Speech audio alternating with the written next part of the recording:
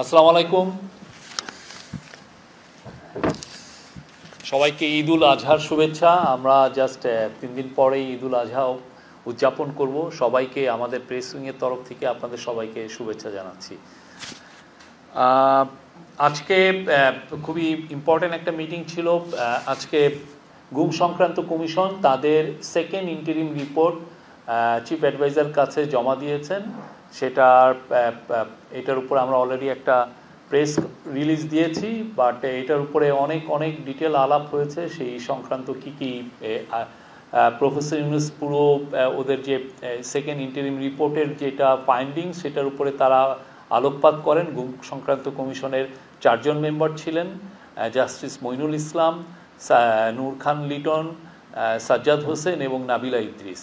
তারা তাদের যেটা ফাইন্ডিংস সেটা ব্রিফলি তাকে বলেন এবং এইটা শোনার পর প্রফেসর ইউনুস কিছু কথা বলেছেন। প্রথমে বলেছেন যে আশুকরণীয়, এই যে যারা গুমের শিকার হলেন তাদেরকে তাদের সংক্রান্ত বিষয় বা এই গুম সংক্রান্ত বিষয়ে আশুকরণীয় কি সেটা তাদের কাছ থেকে জানতে চেয়েছেন, যে এটা যেন খুব দ্রুত দেওয়া হয় এবং সেই অনুযায়ী বাংলাদেশের লিগাল মানে ল অ্যান্ড জাস্টিস মিনিস্ট্রি এবং অন্যান্য মিনিস্ট্রিগুলো সেই অনুযায়ী হোম মিনিস্ট্রি এই সংক্রান্ত বিষয়ে তারা পদক্ষেপ নেবেন। তো আজকে মিটিংয়ে বলা হয় যে এর আগে আপনারা জানতেন যে 1770টার মতো কমপ্লেইন ছিল। আজকের মিটিংয়ে বলা হয় যে এটা 1837টা বা 50-এর মতো হবে এবং গতকাল পর্যন্ত তারা প্রায় নতুন কেস পাচ্ছেন। এটা নতুন কেস আসছে, এটা এমন না যে বন্ধ হয়ে গেছে। তার মধ্যে 1350টি কেস স্ক্রুটিনাইজ করা হয়েছে। স্ক্রুটিনাইজ মানে হচ্ছে যারা এই কমপ্লেনগুলো করেছেন তারা এসে কমিশনের কাছে তাদের পুরো ইন্টারভিউ দিয়েছেন এবং ইন্টারভিউগুলো মূলত 2 থেকে 3 ঘন্টা, কোনো দিন মাল্টিপল ডে, 1 দিন 2 দিন 3 দিন তাদের কথা শোনা হচ্ছে। এবং গুম সংক্রান্ত কমিশন কি কোনো সময় দেখা যাচ্ছে তারা সপ্তাহে 7 দিনই কাজ করছেন। স্পট ভিজিটও তাদের করতে হচ্ছে। তাদের আজকে আমরা অনেকগুলো চ্যাপ্টারের মধ্যে কিছু আছে লিগাল কিছু ইস্যুর কারণে আমরা প্রত্যেকটা এবং ভিকটিমের সিকিউরিটির কারণে এবং লিগাল রিজনে আমরা অনেকগুলো চ্যাপ্টার রিলিজ করতে পারবো না, বাট আমরা 7টা চ্যাপ্টার আপনাদের কাছে আমরা কালকের থেকে রিলিজ করব। প্রতিদিন 2টো করে রিলিজ হবে। আপনারা সকালবেলায় 2টো করে চ্যাপ্টার আমরা আমাদের সিএ প্রেস উইংয়ের হোয়াটসঅ্যাপ পেজের মাধ্যমে আমরা দিব। আপনারা আপনাদের মতো করে রিপোর্ট করতে পারবেন।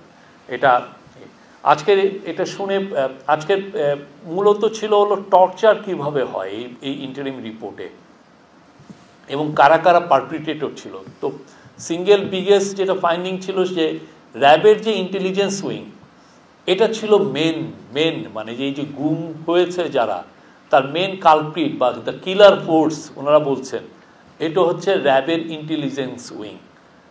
তারা এই কাজটা সবচেয়ে বেশি ইনভলভ ছিল এই পুরো যে গুম সংক্রান্ত কমিশন যেটা তাদের ফাইন্ডিংসে বলেছে। তারা অনেকগুলো বলেছে যে কিভাবে যারা ভিকটিমদেরকে নেওয়া হতো তাদেরকে কিভাবে মারা হতো। অনেকগুলো 4-5টা কথা বলেছেন যে নৌকায় নিয়ে যাওয়া হচ্ছে, নৌকায় নিয়ে যেয়ে তাকে মেরে তার আবার পেট কেটে সেখানে সিমেন্ট ভরে তাকে ফেলে দেওয়া হচ্ছে, কাউকে নদীতে ফেলে দেওয়া হচ্ছে, গুলি করে মারা হচ্ছে, ইনজেকশন দিয়ে মারা হচ্ছে, ট্রেনে বস্তার মধ্যে ভরে ট্রেন লাইনে ফেলে দেওয়া হচ্ছে, ট্রেন লাইন কেটে ট্রেন চলে যাওয়ার সময় তার পুরো লাশটা ছিন্ন বিচ্ছিন্ন হয়ে যাচ্ছে। অনেক সময় গাড়ির সামনে, চলন্ত গাড়ির সামনে ফেলে দেওয়া হচ্ছে। অনেকগুলো এটা হচ্ছে ভিকটিমদের এবং যারা পারপিট্রেটর 2-1 তাদের টেস্টিমনির যেটা পেয়েছেন গুম সংক্রান্ত কমিশন তার আলোকে এই রিপোর্টগুলো করা হয়েছে। আর এই যে টর্চার কিভাবে করা হতো সেগুলো আপনারা এই চ্যাপ্টারগুলো আপনারা দেখবেন, আমরা আপনাদের সাথে শেয়ার করব। প্রফেসর ইউনুস এগুলো শুনে বলেছেন যে মানে এদের এই বিষয়ে একটা আসলে হরর মিউজিয়াম হওয়া উচিত। বাংলাদেশে যে এটা ভয়াবহ যেই এনফোর্সড ডিসঅ্যাপিয়ারেন্সের যে ঘটনাগুলো হয়েছে সেটা সবার জন্য মানে এটা একটা ভয়াবহ বিষয়। তো আপনারা জানেন যে গণভবনে একটা মিউজিয়াম করা হচ্ছে, সেখানে এই বিষয়গুলো থাকবে, একটা হরর মিউজিয়াম থাকবে। এই গণভবনে যে এই জুলাই গণ অভ্যুত্থানের যে মিউজিয়াম করা হচ্ছে সেখানে একটা অংশ থাকবে এই হরর কিভাবে এই যে ভিকটিমদের উপর কিভাবে অত্যাচার হতো। আর একটা বড় ফাইন্ডিংস হচ্ছে কেন যারা যারা করছেন কেন তারা এই এনফোর্স ডিসঅ্যাপিয়ারেন্সে যুক্ত হলেন।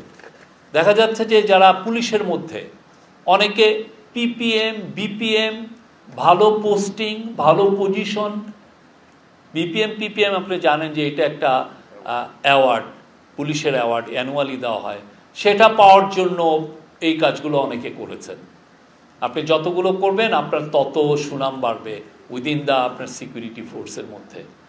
ঠিক তেমনি অনেকের ক্ষেত্রে এই বিষয়ে আরও মানে অন্য কোনোভাবে সে যে ঢাকায় পোস্টিং পাবে কি না এটা একটা বড় ইস্যু।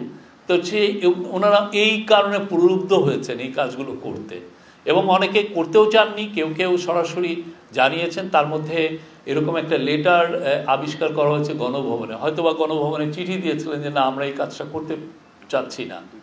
হ্যাঁ, 2টা চিঠি পাওয়া গেছে। তো এই বিষয়গুলো মানে এটা এতটা বিস্তৃত ছিল কল্পনাতীত। এইটা আমরা আজকে পুরো এই প্রেস রিলিজটা দিয়েছি, কালকের থেকে আপনাদেরকে আমরা 7টা চ্যাপ্টার আমরা জনসম্মুখে আমরা রিলিজ করতে পারবো। এবং প্রফেসর ইউনূস গুম সংক্রান্ত কমিশনকে বলেছেন তারা যেন তাদের একটা ওয়েবসাইট করে, সেই ওয়েবসাইটে যেগুলো পাবলিশেবল প্রত্যেকটা জিনিসই দেওয়া হবে। আপনারা এখন যখনই ওয়েবসাইটটা হয়ে যাবে আপনারা ভিজিট করতে পারবেন, দেখবেন কতটা ভয়ানক রকমের এটার বিস্তার পেয়েছিল।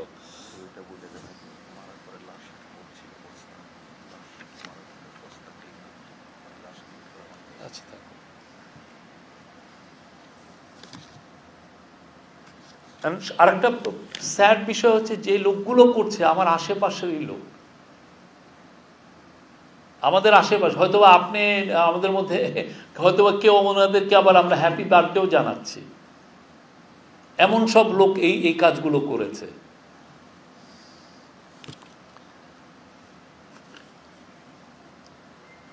আর এই কাজগুলো অব্যাহত থাকবে। এই ট্রুথ প্রফেসর ইউনূস বলেছেন, সবাইকে বলেছেন যে এই ট্রুথটা সবাইকে জানাতে, কি ঘটনাগুলো ঘটেছে এটা বাংলাদেশের সবার জন্য জানা উচিত। এবং গুম সংক্রান্ত কমিশন এই বিষয়ে আরও সবার এই যতগুলো রিপোর্ট আছে সেগুলো দিবেন সামনে। ওরা আরও একটা ফাইনাল রিপোর্ট হবে সেটা দিবেন, সেটা টাইমটা পরে জানানো হবে। আর স্যার বলেছেন এটা বাংলাদেশের বিষয় না, এটা গ্লোবাল ইস্যু, বিকজ গ্লোবাল অনেকেই এটা হিউম্যান রাইটস গ্রুপগুলো জানতে চায়, পৃথিবীর মানুষ জানতে চায় যে শেখ হাসিনার আমলে আসলে কি হয়েছিল। এটা তো সবাই জানতে চায়, অনেকে তো এই গল্পগুলো অনেকটাই জানেন, কিন্তু আরও বিস্তৃতভাবে জানার জন্য এটা একটা পৃথিবীর সবাইকে জানানো উচিত। আজকে British high commissioner Sarah Cook এসেছিলেন প্রফেসর ইউনূসের সাথে দেখা করতে। আর পুরো তাদের সাথে মিটিংটা ছিল হলো প্রফেসর ইউনূস আপনি জানেন 9 থেকে 13 তারিখ ইউকে ভিজিটে যাচ্ছেন। সেখানে the king Charles the third harmony award উনি পাবেন, এটা খুবই প্রেস্টিজিয়াস একটা অ্যাওয়ার্ড, সেখানে উনি পাবেন। এবং আজকে মিটিংয়ে জানানো হয় যে ওই এই অ্যাওয়ার্ডের সময় অ্যাওয়ার্ড সেরিমনির আগেই প্রাইভেট অডিয়েন্স মানে কিংস চার্লসের সাথে আমাদের চিফ অ্যাডভাইজার একটা মিটিং হবে। আর এছাড়া অন্যান্য যেগুলো সরকারি যেগুলো মিটিং, যেগুলো ইম্পর্টেন্ট সিনিয়র অফিসিয়ালদের সাথে সেই মিটিংগুলো হবে। এটা আমরা বিস্তৃত আরও সামনে এই বিষয়গুলো জানাতে পারবো।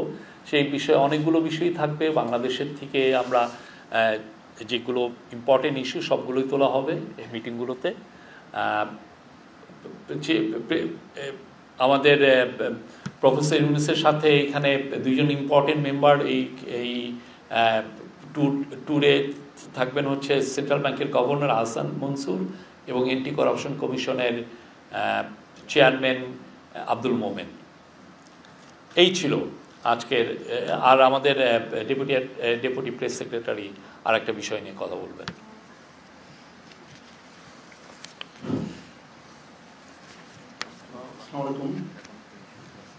আজকে আপনারা দেখেছেন যে সমকাল, যুগান্তর, ইত্তেফাক সহ বেশ কয়েকটা সংবাদপত্রে এবং সংবাদ মাধ্যমে একটা সংবাদ প্রকাশিত হয়েছে যেখানে বলা হয়েছে মুজিবনগর সরকারের রাষ্ট্রপতি শেখ মুজিবুর রহমান, অস্থায়ী রাষ্ট্রপতি সৈয়দ নজরুল ইসলাম, প্রধানমন্ত্রী তাজউদ্দিন আহমেদ এবং দুই মন্ত্রী ক্যাপ্টেন মনসুর আলী ও AHM কামরুজ্জামান সহ শতাধিক নেতার মুক্তিযুদ্ধের স্বীকৃতি বাতিল করা হয়েছে।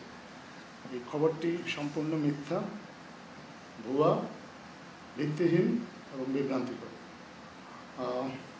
আমরা ইতিমধ্যেই গতকাল যে প্রজ্ঞাপনটা সরকার থেকে ইস্যু করা হয়েছে সেটা আপনাদের সাথে শেয়ার করেছি। আপনারা এটা যদি একটু মনোযোগ দিয়ে পড়েন তাহলে আপনারা নিজেরাই বুঝতে পারবেন যে এই খবরটা ভিত্তিহীন। এছাড়াও আমরা নিজেরা আমাদের মুক্তিযুদ্ধ বিষয়ক মন্ত্রণালয় আজকে একটা সংবাদ সম্মেলন করে এ বিষয়ে তাদের অবস্থানটা ব্যাখ্যা করেছেন। আমরা নিজেরাও মুক্তিযুদ্ধ বিষয়ক মন্ত্রণালয়ের দায়িত্বপ্রাপ্ত উপদেষ্টা ফারুকী আজম জনাব, ওনার সাথে কথা বলেছি। উনি আমাদেরকে জানিয়েছেন পরিষ্কারভাবে মুজিবনগর সরকারে যারা ছিলেন তারা মুক্তিযোদ্ধা, যারা সশস্ত্রভাবে মুক্তিযুদ্ধ করেছে, যারা পরিচালনা করেছে তারাও মুক্তিযোদ্ধা, তবে এই সরকারের কর্মকর্তা কর্মচারী তারা সহযোগী মুক্তিযোদ্ধা। তিনি জানান জাতীয় মুক্তিযোদ্ধা কাউন্সিল অধ্যাদেশ অনুযায়ী স্বাধীন বাংলা বেতার কেন্দ্র সহ কূটনীতিকরা সহযোগী মুক্তিযোদ্ধা। সহযোগী মানে এই নয় যে তাদের সম্মান ক্ষুণ্ণ করা হয়েছে। তিনি জানান 1972 সালে মুক্তিযুদ্ধের যে সংজ্ঞা ছিল সেটাই বাস্তবায়ন করা হয়েছে। 2018 ও 2022 সালে এটা পরিবর্তন করা হয়। মুক্তিযোদ্ধা ও মুক্তিযুদ্ধের সহযোগী দুইয়ের সম্মান, মর্যাদা এবং সুযোগ সুবিধা একই থাকবে। এটা আমাদেরকে মুক্তিযুদ্ধ বিষয়ক উপদেষ্টা জনাব ফারুকী আজম নিশ্চিত করেছেন। আমরা এই বিষয়ে যেসব সংবাদ মাধ্যম ভুল বিভ্রান্তিকর সংবাদ প্রকাশ করেছেন আমরা আশা করব তারা তাদের ভুলটা সংশোধন করবেন। ঠিক যেখানে তারা ভুল সংবাদটি ছাপিয়েছেন ঠিক একই জায়গায় তারা তাদের সংশোধনী প্রকাশ করে তারা তাদের পাঠকদের কাছে দুঃখ প্রকাশ করবেন এবং আমাদের বাংলাদেশের মানুষ যাদেরকে তারা বিভ্রান্ত করেছেন এই ভুল সংবাদ দিয়ে তাদের কাছেও দুঃখ প্রকাশ করবেন। আর আমরা শুধু এটা নয়, আমরা আরও লক্ষ্য করেছি যে আরও অনেক আসলে ভুল সংবাদ আসে। আমরা নানা সময়ে আপনাদেরকে সঠিক তথ্য দিয়ে চেষ্টা করি এই ভুল সংবাদগুলো ধরিয়ে দিতে, কিন্তু আমরা আসলে বর্তমান অন্তর্বর্তীকালীন সরকার সংবাদ মাধ্যমের স্বাধীনতার ব্যাপারে খুবই উদার। আমরা সমালোচনাকে সবসময় ওয়েলকাম করি, কিন্তু আমরা আসলে কখনোই কাউকে এরকম কোনো লাইসেন্স দেওয়া হয়নি যে তিনি চাইলেই একটা ভুল সংবাদ প্রচার করবেন।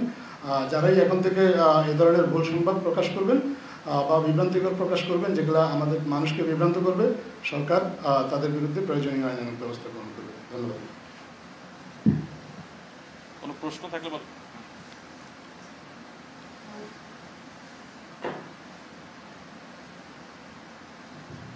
আমি বুঝে শুভ স্পেশাল করেসপন্ডেন্ট একটা বিষয় আমি জানতে চাই যে যতগুলো অভিযোগ জমা পড়েছে বা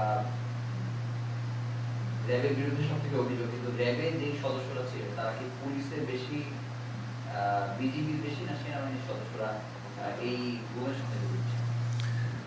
এটা রিপোর্টগুলো তো হচ্ছে, আপনি যখন ফাইনাল রিপোর্ট আসবে সেগুলো এই পুরো বিষয়গুলোই থাকবে, অনেক বিষয়গুলোই থাকবে।